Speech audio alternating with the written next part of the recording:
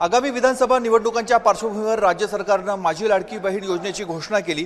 मात्र या घोषणेची अंमलबजावणी अद्याप नाशिक जिल्ह्यामध्ये सुरू नसल्याचं वास्तव समोर आलेलं आहे। आपण नाशिकच्या जिल्हाधिकारी कार्यालयामधील सेतू कार्यालयामध्ये आहोत। इथे महिलांची गर्दी होत आहे, योजनेची माहिती घेण्यासाठी गर्दी होत आहे, अर्ज भरण्यासाठी गर्दी होत आहे। मात्र वास्तविक पाहता इथे कुठल्याही स्वरूपाचा अर्ज हा भरून घेतला जात नाहीये, कारण जे पोर्टल आवश्यक होतं अशा पोर्टलवर या संदर्भातली कुठल्याही स्वरूपाची माहिती नाही आहे। आपल्याबरोबर नाशिकच्या सेतू कार्यालयाचे इंचार्ज आहेत।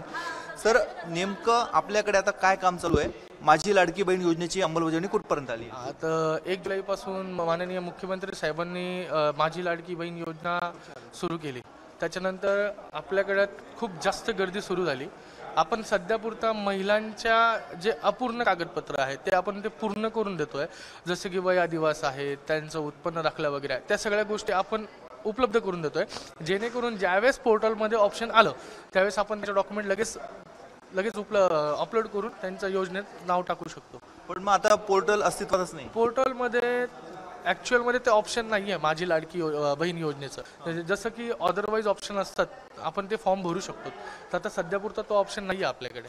पण मग ज्या महिला अर्ज भरण्यासाठी येत आहेत तुम्ही काय करताय? आता सध्यापुरता आम्ही त्यांना होल्डवर ठेवलेलं आहे, जेणेकरून बाकीच्या डॉक्युमेंट क्लिअर करून जसंही ऑप्शन आलं तर आपण त्यांना होल्डवर काढून त्यांचे डॉक्युमेंट अपलोड करू शकतो। मुख्यमंत्र्यांनी घोषणा केल्यानंतर आतापर्यंत किती अर्ज तुमच्याकडे स्वीकारण्यात आले? आत्ता 1 तारखेपासून ते आत्तापर्यंत कमीत कमी 500च्या आसपास असतील अर्ज तुम्ही स्वीकारले? नाही, आम्ही बाकीच्या गोष्टींचे अर्ज स्वीकारले, फक्त मुख्यमंत्री लाडकी बहीण योजना जी आहे त्याला आपण होल्डवर ठेवलं। त्याचे पण खूप सारे आहेत आपल्याकडे अवेलेबल, पण ॲक्च्युअलमध्ये ऑप्शन उपलब्ध नसल्यामुळे आम्ही ती गोष्ट होल्डवर ठेवली, कारण की आम्ही पब्लिकला सांगू शकत नाही की असं होतंय। पण तुम्ही ऑफलाईन पण स्वीकारून घेत नाही? नाही, ऑफलाईन बी स्वीकारून घेत नाही। त्याचं कारण इतकंच आहे की जोपर्यंत आम्हाला ऑप्शन दिसला नाही आम्ही सॅटिस्फाईड होणार नाही, तर पब्लिक सॅटिस्फाईड होणार नाही। त्यांचं काम करणे आपल्याला त्यांना योजनेत नाव टाकणं, त्यामुळे आम्ही त्यांना होल्डवर ठेवले। मग इथं ऑप्शन नसल्यामुळे आम्हाला त्यांना नाही सांगावं लागत आहे, म्हणजे आपण त्यांना होल्डवर ठेवलं आहे। त्यांना म्हटलं की एक दोन दिवसात जेव्हा पण काही चालू होईल तर आम्ही नक्की तुम्हाला सांगून आपण लगेच स्वीकारलं। आता ज्या महिला तुमच्याकडे आलेल्या होत्या त्यांना कसं कळणार की तुमच्याकडची सेवा सुरू झाली? त्यांचे आपल्याकडे डॉक्युमेंट्स आपण घेऊन ठेवलेले आहे आणि त्यांचे मोबाईल नंबर पण आपण प्रोव्हाइड करून ठेवले।